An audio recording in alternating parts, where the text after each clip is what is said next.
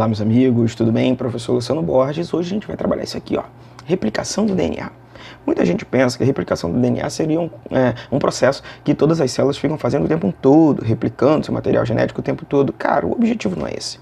A replicação do material genético consiste basicamente em, se eu tenho uma molécula de DNA que está aqui, ó, vamos pensar que esta molécula ela serve como base para a montagem de outras moléculas que tenham configuração genética semelhante, certo? Ou, em tese, elas deveriam ser idênticas, ok? Então essa base é utilizada para fazer duas outras moléculas que apresentam as mesmas bases nitrogenadas, ok?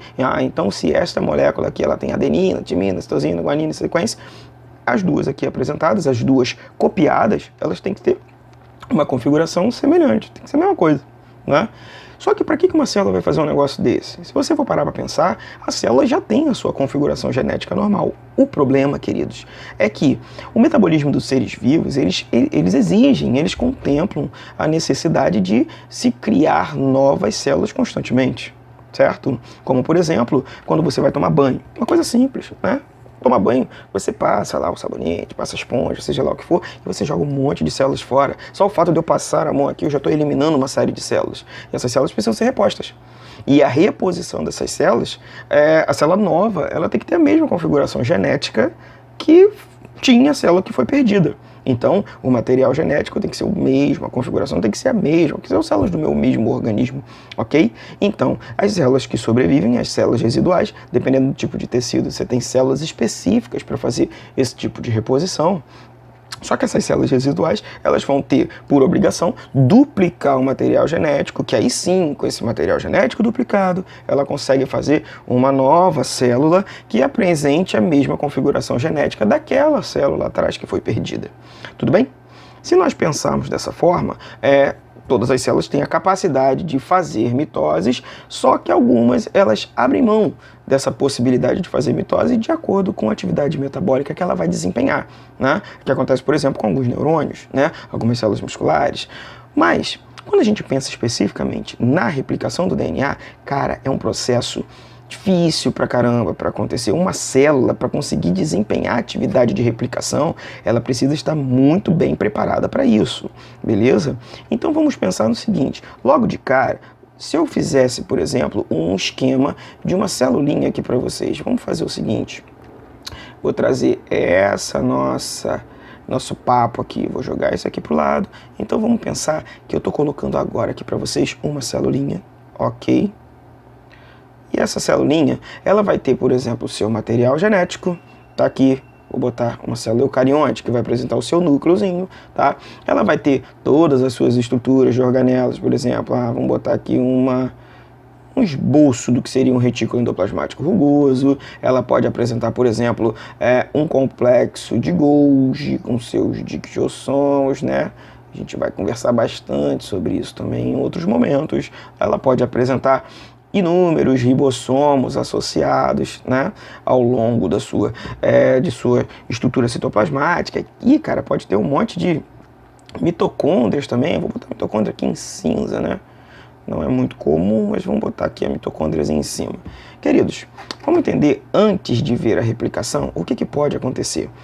Toda atividade metabólica da célula, ela acaba sendo, digamos assim, meio prejudicada, reduz um pouquinho a atividade para que a replicação aconteça, porque para pensar comigo, se essa célula, nesta configuração que eu coloquei aqui para vocês, isso aqui seria uma representação de uma célula eucarionte, né?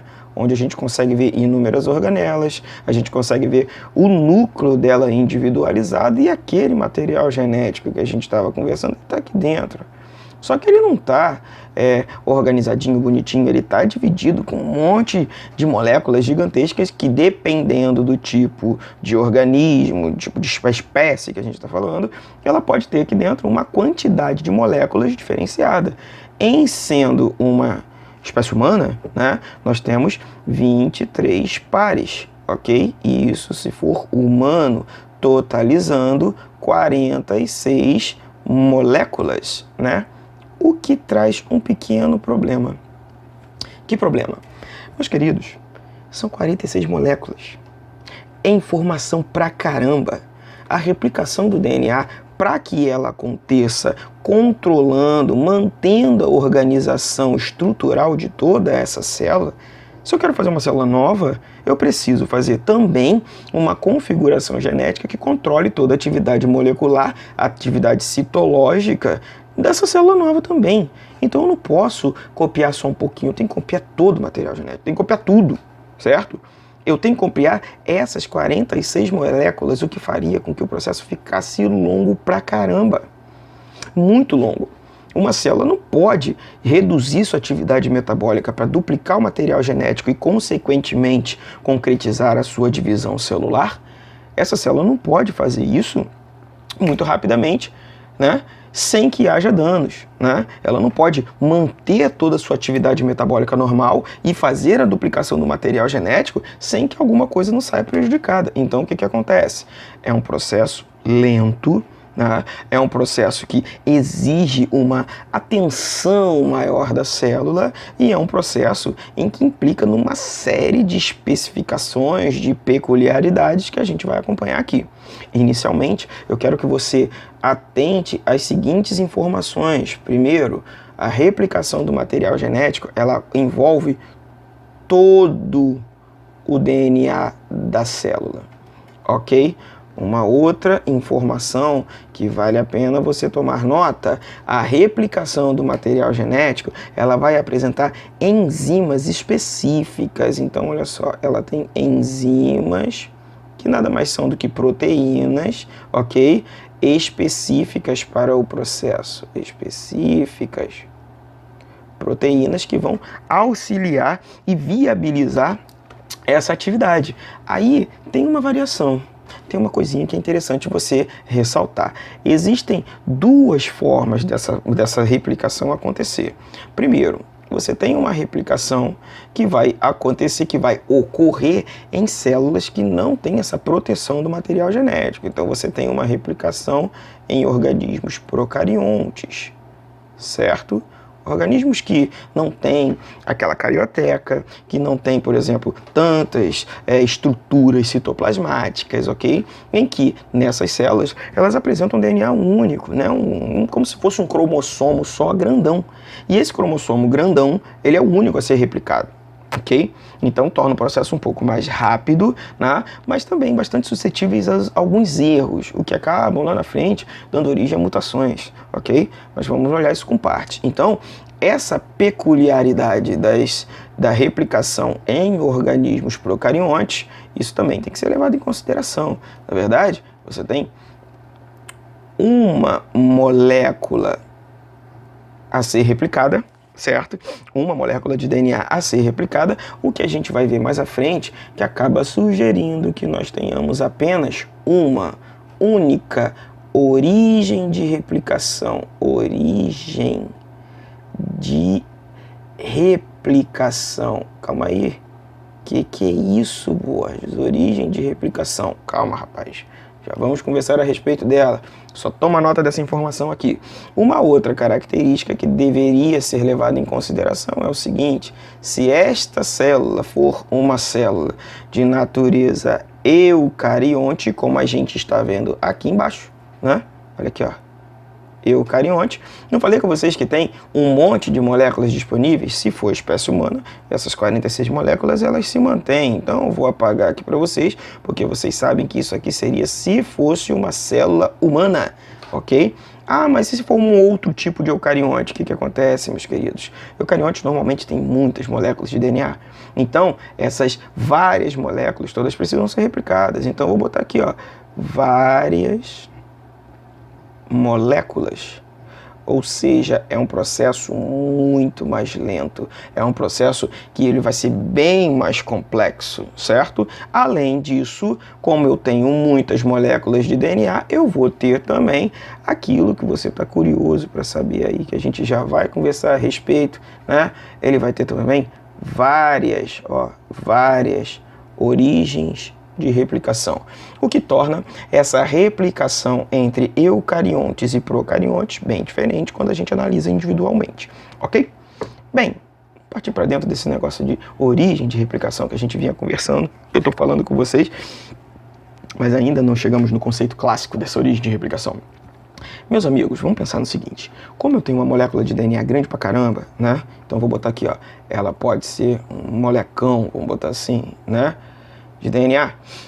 Toda ela precisa ser replicada, certo? E, aliás, de todas as moléculas da célula, do núcleo de uma célula eucarionte, por exemplo, ela precisa ser replicada. Para a célula procarionte, relativamente tranquilo, porque você tem uma molécula só. Então, você tem que fazer uma replicação consistente de toda aquela molécula ali. Agora, quando a gente pega, por exemplo, as células eucariontes, que tem um monte de moléculas, e todas precisam ser replicadas, eu posso fazer o seguinte, eu posso, em vez de fazer a replicação de uma molécula, depois eu pego uma outra molécula, e outra molécula, fazendo com que o processo fique ainda mais longo, ainda mais complexo, eu posso fazer o seguinte, vamos pegar partes específicas dessas moléculas, onde eu posso começar essa replicação. Então, nesse caso, esse pedacinho eu posso fazer o seguinte, ó, eu vou fazer uma cópia, vou replicar esse pedacinho aqui dessa molécula, certo? Ah, então aquele pacote enzimático vai chegar aqui, então vou botar aqui, ó, pacote, certo? De enzimas. Ele vai chegar aqui, ó, nesse espaço. Só que eu posso pegar esse mesmo pacote enzimático e trazer para cá, ó. Vamos botar aqui, ó, as mesmas enzimas, certo? Ou o mesmo tipo de enzima, certo? Só que eu vou botar aqui simultaneamente mais um pacote de enzimas, fazendo a replicação desse pedacinho aqui de baixo. Beleza? Ah, e se eu tiver, por exemplo, outra molécula de DNA, como de fato acontece em células eucariontes, eu vou fazer o seguinte, cara, pega mais um pouquinho de DNA, pega mais um pouquinho de enzimas, ó, mais um pacotinho aqui, pega outro pacotinho aqui, e depois o que eu faço? Se eu conseguir, a partir desse pacote enzimático, fazer uma cópiazinha desse pedacinho, certo? Aí eu vou fazer mais uma cópia desse pedacinho aqui. Aí eu vou fazer mais uma cópia desse pedacinho, mais uma cópia desse pedacinho, e depois eu posso juntar tudo, cara. Certo? Depois eu posso juntar, por exemplo, esses dois pedaços, junta isso tudo aqui, e eu vou fazer como? Uma molécula grandona, certo? O que tornaria o processo muito mais rápido, beleza? Mas quando a gente pensa dessa maneira, eu consigo fazer o seguinte, vou dar um exemplo para vocês, vamos pensar da seguinte forma. Se eu tivesse, por exemplo, um livro, digamos que o material genético ele vai contemplar todas as informações do ser vivo, então é como se fosse um livrão que tem tudo ali dentro, todas as informações ali, né? E nesse livrão que tem todas as informações, eu quero copiar esse livro inteiro. Cara, eu ia perder dias, semanas, talvez, dependendo do livro, pode levar meses para copiar tudo. Mas, se eu tivesse, por exemplo, uma multidão de amigos que pudesse fazer o seguinte, cada um copiar uma página para mim, certo? E ao final do processo, eu pego todas essas páginas e deixo um compilado junto todas elas. Eu não vou ter aquela cópia que eu quero do livro, obviamente que não vai ter tudo bonitinho, lindo, maravilhoso, mas as informações, que é o objetivo principal, estarão ali, todas. E vai ser um processo muito mais rápido. Imagina que cada amigo seria um pacote enzimático. E cada página seria quem? Uma origem de replicação. Tudo bem? Isso acaba fazendo com que quanto mais origens de replicações nós tivermos, ó, quanto mais origens de replicação nós tivermos, mais rapidamente vai ser o processo, certo? De replicação, certo? Isso acaba fazendo com que a cópia do material genético ela se torna extremamente eficaz, eficiente, certo? E acaba acelerando de maneira significativa esse processo. Tudo bem, meus amigos? Então vamos fazer o seguinte, eu vou pegar uma dessas origens de replicação para que nós possamos observar como que acontece esse mecanismo de replicação nessa origem específica. Especificamente falando das enzimas que vão atuar ali dentro, certo? E não, então, todo o processo de replicação que vai acontecer nessa origem, você sabe que aqui vai ser a mesma coisa, cara. O que vai mudar é a base estrutural do material genético que está sendo apresentado. Tudo bem? Então, parte para dentro. Vamos considerar que eu vou estar colocando aqui para vocês agora uma dessas origens de replicação. Então, ó, vamos configurar aqui o material genético, tá vendo? Que a molequinha estava aqui, ó, o DNAzinho tá todinho aqui, show de bola. Uma das coisas interessantes que você tem que guardar, queridos, seria aquele sentido das moléculas que a gente conversou anteriormente, né? Em outras aulas nós conversamos a respeito daquele direcionamento 5 linha, 3 linha, 3 linha, 5 linha. Isso é importante que tu saibas, certo? Então vamos lá. Se eu pegar essa molécula aqui de DNA, eu vou considerar que está sendo contemplada uma origem de replicação aqui. Então vamos pensar o seguinte. Vamos ampliar esse cara. Ó, olha, inicialmente o que eu vou fazer? Eu vou tentar abrir essa fita, certo? E olha o que eu fiz aqui, eu ampliei, já estruturando a abertura daquela molécula que estava ali em cima. Mas vamos pensar o seguinte, se tu observar direitinho, dentro dessa molécula de DNA, vamos fazer uma molécula melhor aqui para a gente poder conversar a respeito dela. Olha só, se você lembrar, eu posso dizer para você o seguinte, essa molécula ela vai apresentar um esqueleto na sua parte periférica de fosfatos com pentoses, como a gente está falando de DNA, desoxirribose, certo? Naquele processo de perda do oxigênio que nós conversamos anteriormente. E na parte interna, que é onde eu quero focar para vocês aqui, ó, a gente vai ter o quê? Aquelas ligações de hidrogênio, cara, que estão sustentando as duas fitas antiparalelas da molécula de DNA. Então aquelas ligações de hidrogênio, lembrando que elas ocorrem entre a adenina, faz uma ligação dupla com timina, citosina faz aquela ligação tripla com guanina, que você não pode confundir com ligação covalente. Essa ligação de hidrogênio é uma relação intermolecular, né, muito mais fraca do que a ligação covalente, porém, entre as ligações intermoleculares ela é relativamente forte. O que acontece? É esse pareamento aqui que eu preciso expor. São essas bases nitrogenadas que fazem aquela configuração genética, é isso que eu preciso expor, porque o objetivo principal é você copiar essas ligações de hidrogênio, certo? E eu consigo ver essas ligações aqui, ó, elas estão aqui, ó. Poxa, mas espera aí, então como é que eu vou expor essas ligações de hidrogênio, né, para acessar essas bases nitrogenadas nessa molécula de DNA? Aí é que está um detalhe, meu querido. Cada etapa vai acontecer orientada por uma enzima específica. Então, se eu sei que essa extremidade aqui é uma extremidade 5 linha, eu posso dizer que a extremidade aqui na outra ponta é a 3 linha. Tudo bem? Se eu sei que a molécula é antiparalela, tem uma extremidade 3 linha aqui, do outro lado eu vou ter quem? Aquela extremidade 5 linha. Tudo certo? Vamos. Para que eu consiga fazer essa abertura aqui, ó, orientar essa desconexão de uma molécula, de uma fita com a outra, eu vou precisar romper as ligações de hidrogênio. E existe uma enzima específica voltada exclusivamente para fazer isso, cara, né? Eu vou botar o nome dela aqui, ó. Existe essa enzima, ela é chamada de, ó, vou botar aqui, ó, é a primeira que a gente vai analisar, DNA helicase. Qual o papel da DNA helicase? Ela vai vir aqui, ó, e simplesmente ela vai abrindo essa estrutura, ela vai se conectar a um desses lados, certo? E ela vai fazendo o seguinte, rompendo aquelas ligações entre adenina, timina, citosina, guanina, fazendo com que haja uma espécie de exposição. Então, o que a gente vai conseguir visualizar? Aqui, digamos que eu tenha, por exemplo, adenina, timina, citosina, guanina, citosina, timina, adenina, citosina, guanina, adenina. Ok?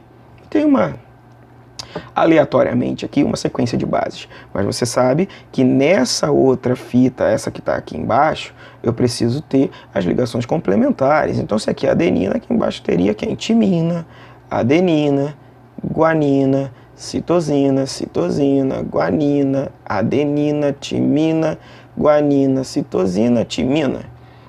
Ai, Borges, de onde que eu tirei isso? Cara, faz aquela complementaridade, olha aqui em cima e olha aqui embaixo, certo? A adenina tem que se conectar com timina, guanina com citosina, de acordo com aquela regra do equilíbrio de Chargaff que nós conversamos anteriormente, beleza? Então, se você pegar isso aqui, já começamos bem a coisa. Eu já estou fazendo o rompimento das ligações de hidrogênio com essa enzima DNA helicase. O problema, meus queridos, é que o DNA, essa abertura, ela causa alguns probleminhas. Aí você pensa, poxa, problema? Mas o objetivo não é esse? É esse, cara. Só que olha o probleminha que ela pode ocasionar.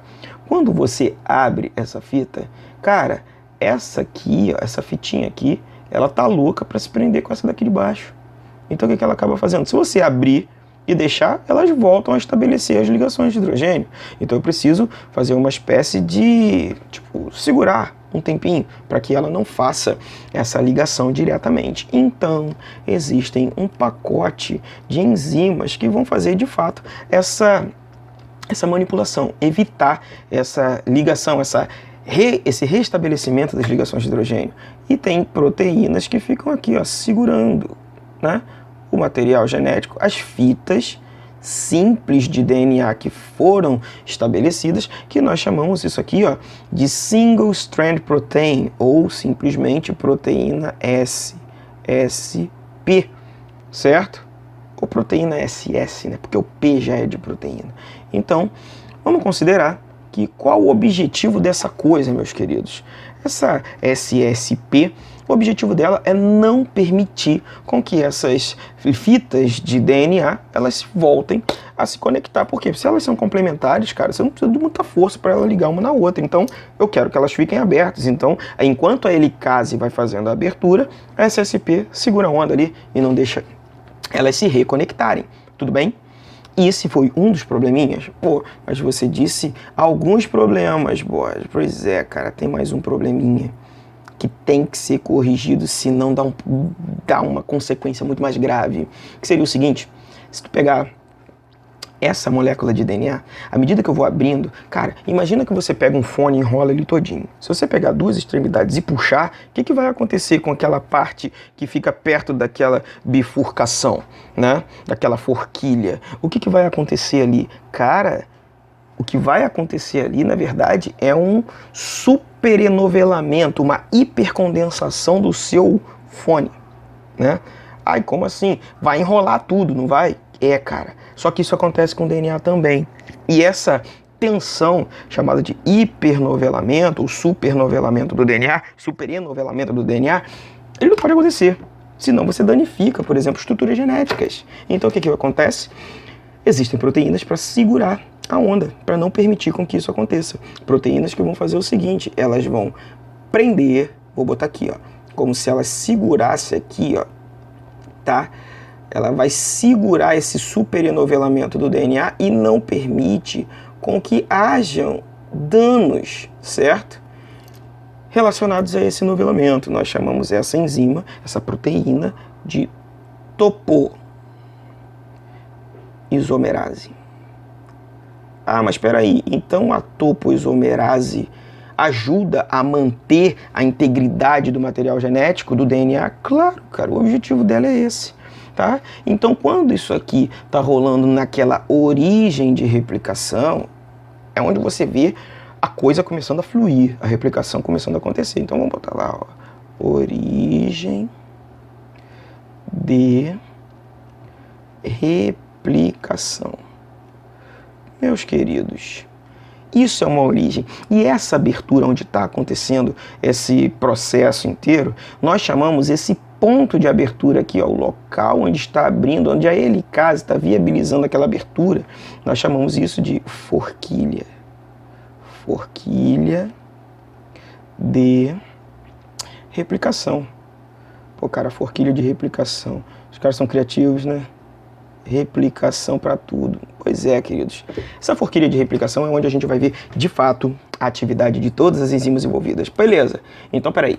A origem de replicação, ela abre, é onde vai acontecer, de fato, a replicação. A forquilha é onde, de fato, abre para que as enzimas atuem. Perfeito. Até aqui, show de bola. Topoisomerase segura a onda, não deixa enrolar demais. DNA helicase abre o processo. SSP segura, não deixa enrolar tudo de novo. Tudo bem, mas cadê a replicação? Pois é, cara. A replicação, existem algumas discussões a respeito do processo e do tipo de enzima que vai atuar, mas de base, né, ela foi estudada, muito estudada, em células eucariontes e principalmente procarionte. Foi onde começou essa conversa toda, né? Porque uma origem de replicação, mais fácil de você analisar, mais fácil de estudar. Então, foram nomeadas as enzimas que envolvidas na replicação, inicialmente por base nas células procariontes, tá?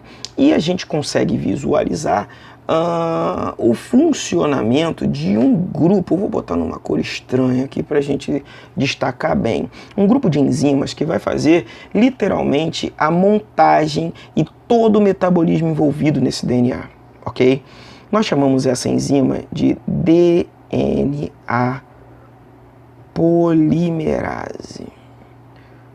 Existem vários tipos de DNA polimerases, tá? Tem DNA polimerase do tipo 1, 2, 3, 4, 5, já foi analisado.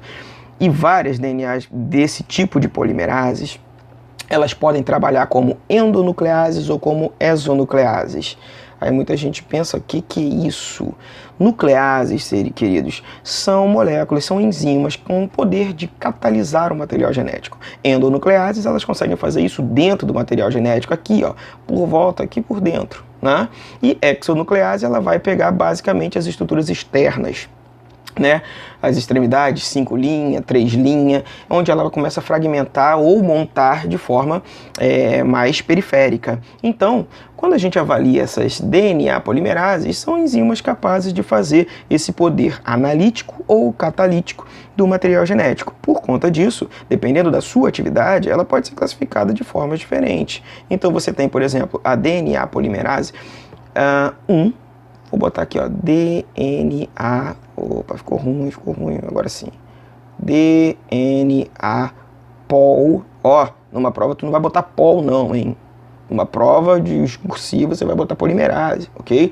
DNA polimerase do tipo 1, certo? E tem uma outra aqui que é importante pra caramba para esse processo, que a gente vai chamar de DNA polimerase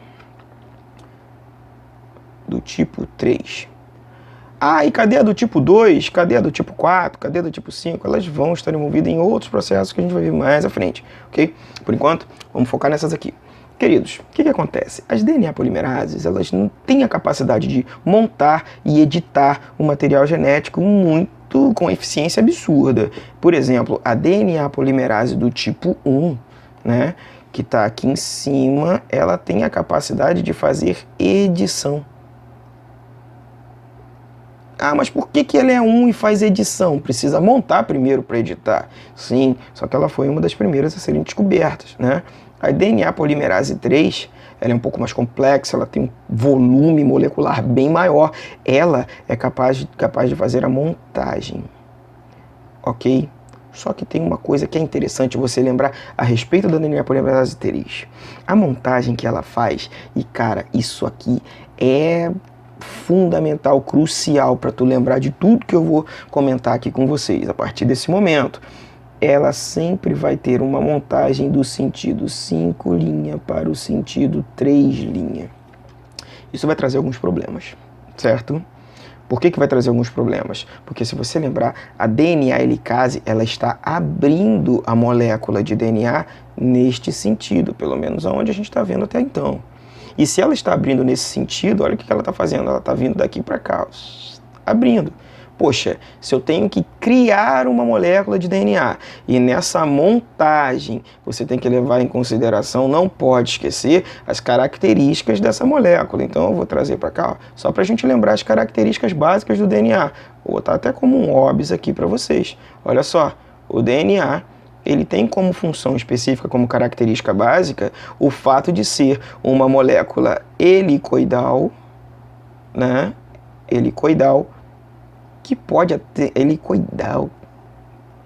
aparecer em várias formas diferentes, certo? Você tem o formato alfa helicoidal, que é mais ou menos assim. Você tem o formato beta helicoidal, que é mais esticadão. Você tem o formato zeta helicoidal, que ele fica mais ou menos assim, esquisitão, certo? Mas isso aqui é um momento para uma outra discussão, ok? Vou até apagar isso daqui para você não ficar neurótico com isso. E eu posso falar que essa molécula tem características helicoidais, beleza? Ele é, não esqueça, universal. Além de universal, ele consegue ser variável. Como assim universal e variável? Universal porque todos os seres vivos apresentam. Variável porque cada um apresenta o seu, certo? E uma característica que aqui pra gente faz uma diferença significativa, ele é, ó, antiparalelo. sem esquecer nunca que essa molécula ela assumiu uma estabilidade se conectando estruturalmente em duas fitas, certo? O que acaba fazendo com que, se nós avaliarmos essas características desse carinha, isso aqui tem que ser mantido. Eu quero fazer uma fita igual, cara. Então ele tem que ser igual, tem que estar mantido, né? Inclusive a sua característica de ser uma fita dupla. Então, vamos voltar para nossa brincadeira.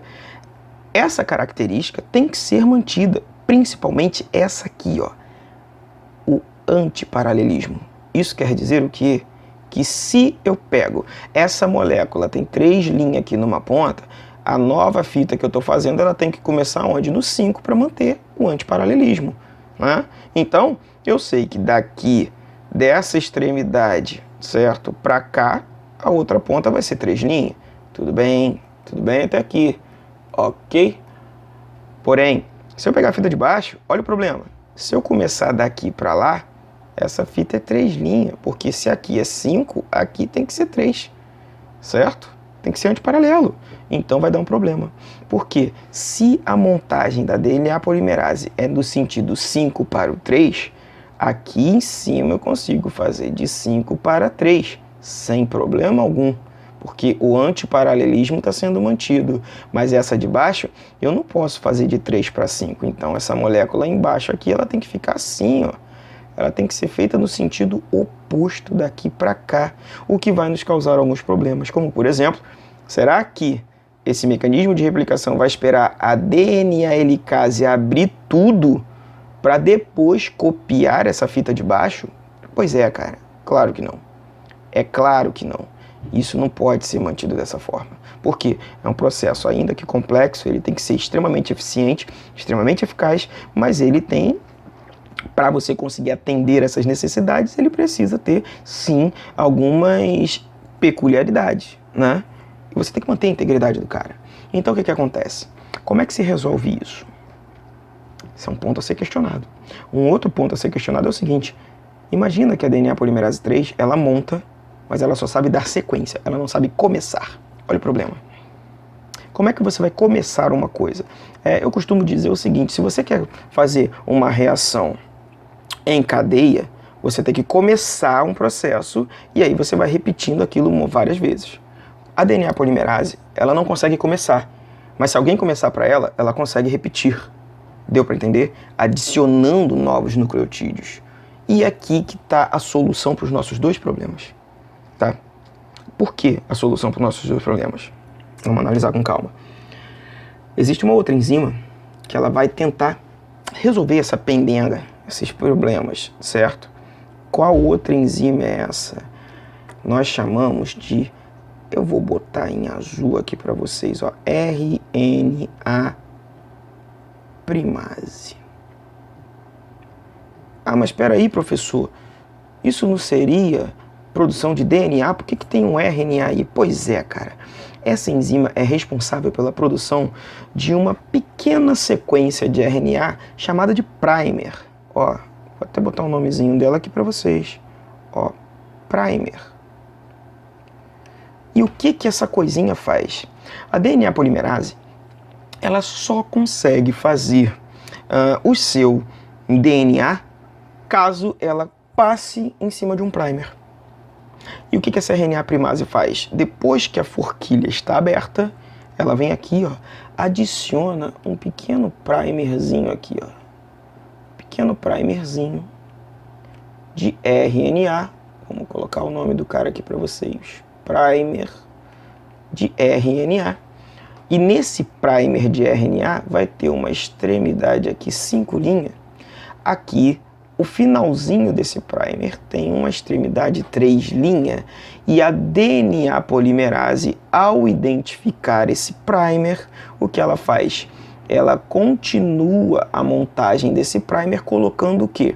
Nucleotídeos que sejam complementares àquela fita que está sendo utilizada como molde. Neste caso, uma fita que a gente chama de fita líder.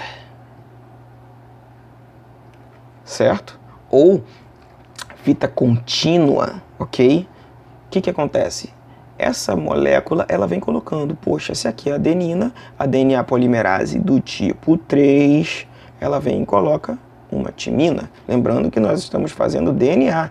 Se aqui é guanina, o que ela faz? Na sequência, vai botar uma citosina.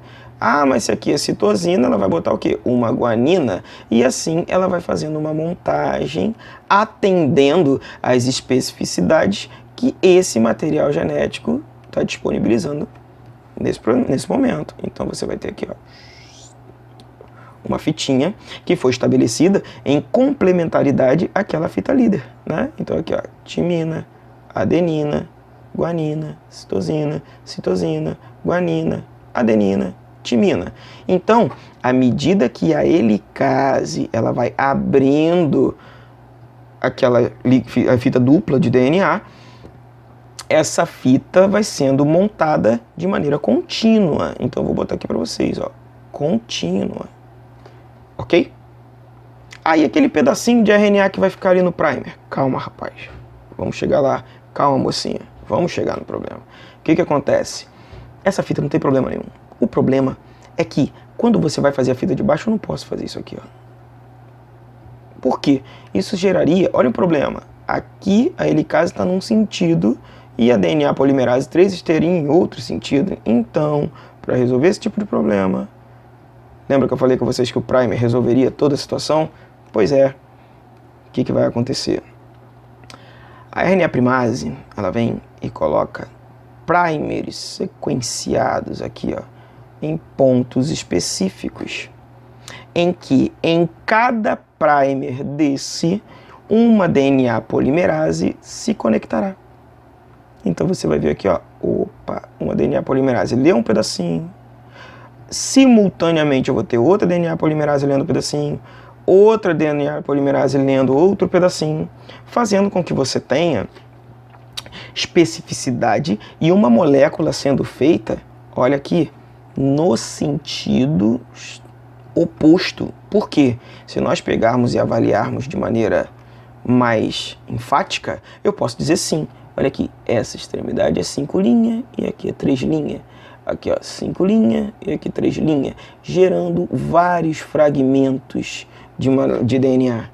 E esses fragmentos, por incrível que pareça, eles têm nome. Vou botar até um nome aqui, numa cor diferente, para que fique mais fácil de você lembrar depois. Cada fragmento dessezinho aqui, ó, nós vamos chamar de, fragmento de Okazaki. Certo? Esses fragmentos de Okazaki, meus queridos, ele vai contemplar o primer, a DNA polimerase que está fazendo a montagem, certo? E o DNAzinho novo, o fragmento de DNA que está sendo produzido. Uma das coisas que deveria ser levada em consideração aqui nesse processo, meus queridos, é o seguinte: essa fita de baixo, ela não vai ter aquela continuidade que a gente consegue observar lá naquela fita de cima, tá? Mas eu consigo ver também os primers aqui, ó, vários primers sendo anexados. Muitos chamam essa fita de fita lagging, certo? Ou também conhecida como fita descontínua. Por quê? Porque ela é feita toda fragmentada, toda em pedacinhos. Ah, então nós temos alguns problemas. Beleza, copiei o material genético atendendo a sentido de conexão. Consegui, show de bola, ok? Só que temos um pequeno probleminha agora. Quando você termina a leitura disso tudo, cara, eu tenho que corrigir as inconsistências. Eu tenho que editar essas inconsistências. O que a DNA polimerase 1 vai lá e faz? Digamos que, na hora de fazer a montagem, eu vou ter aqui, ó, adenina, timina, citosina, certo? Guanina, aqui eu vou ter guanina, citosina, timina. Digamos que aqui eu tenha, ó, timina, citosina, guanina, citosina. Opa, peraí, temos erros. Temos inconsistências. Aqui, ó, eu vou ter duas timinas. Opa, aqui, ó, eu tenho uma timina e uma citosina. Cara, timina não se liga com outra timina. Então isso vai gerar uma brecha, não vai estabelecer uma ligação de hidrogênio perfeita, né?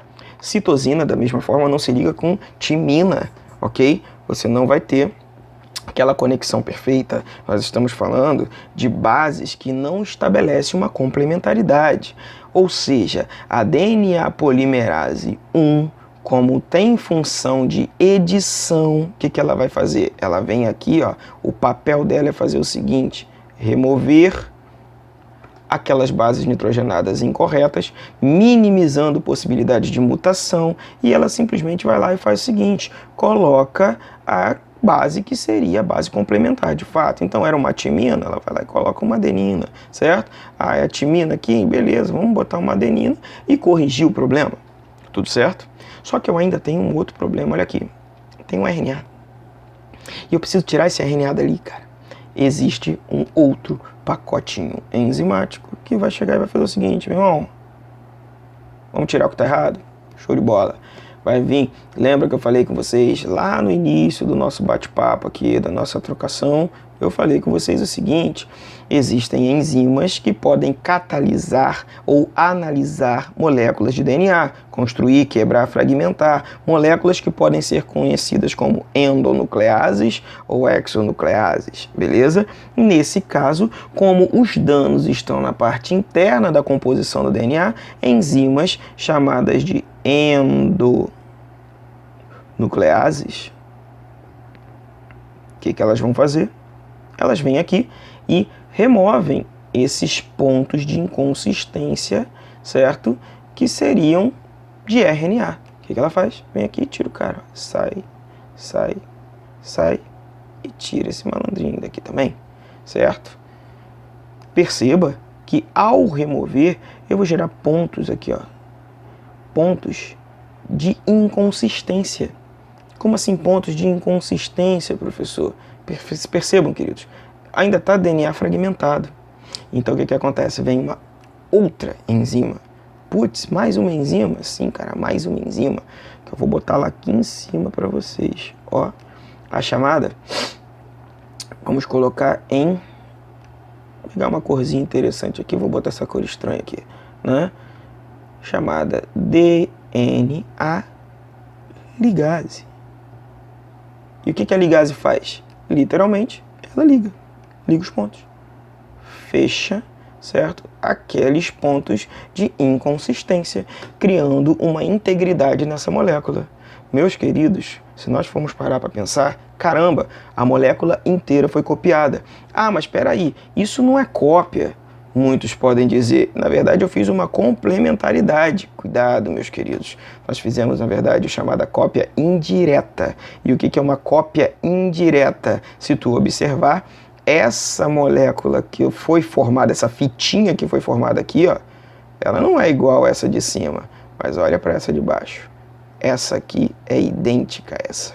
Assim como essa aqui de cima é idêntica àquela outra lá de cima, gerando uma complementaridade entre elas. Mas toma nota de uma coisinha aqui, ó, que é fundamental e a maioria dos vestibulares pede isso de vocês pra caramba.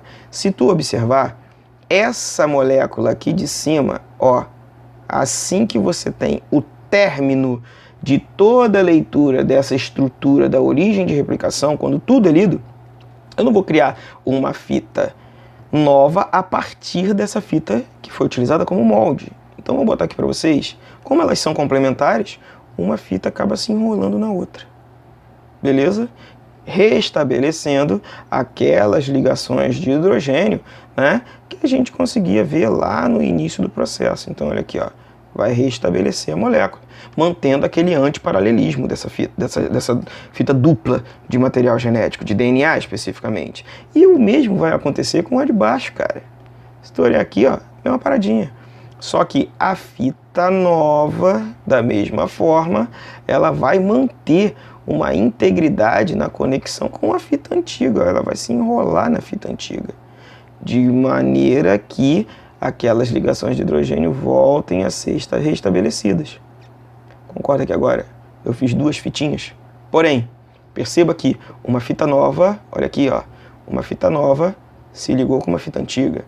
uma fita nova se ligou com uma fita antiga. Então, eu não estou fazendo a conservação de metade daquele material genético, por isso eu digo que o processo de replicação é um processo semi-conservativo. Tudo bem, meus queridos? Tudo bem? Lembra que aqui foi mantida aquele antiparalelismo, ó, 5 linhas, 3 linhas, beleza? Do outro lado. Aqui em cima, 5 linhas, 3 linhas. Ou seja, nós mantivemos todas as características que aquela molécula poderia apresentar. Tudo bem, meus amigos? Tudo bem? Espero ter ajudado. Certo? Na próxima, vamos conversar um pouquinho a respeito, principalmente daquela síntese de proteínas, né, que seria a expressão genética efetiva, mas isso aí vai ser cena para o próximo capítulo. Tudo bem? Forte abraço, meus queridos. Espero ter ajudado.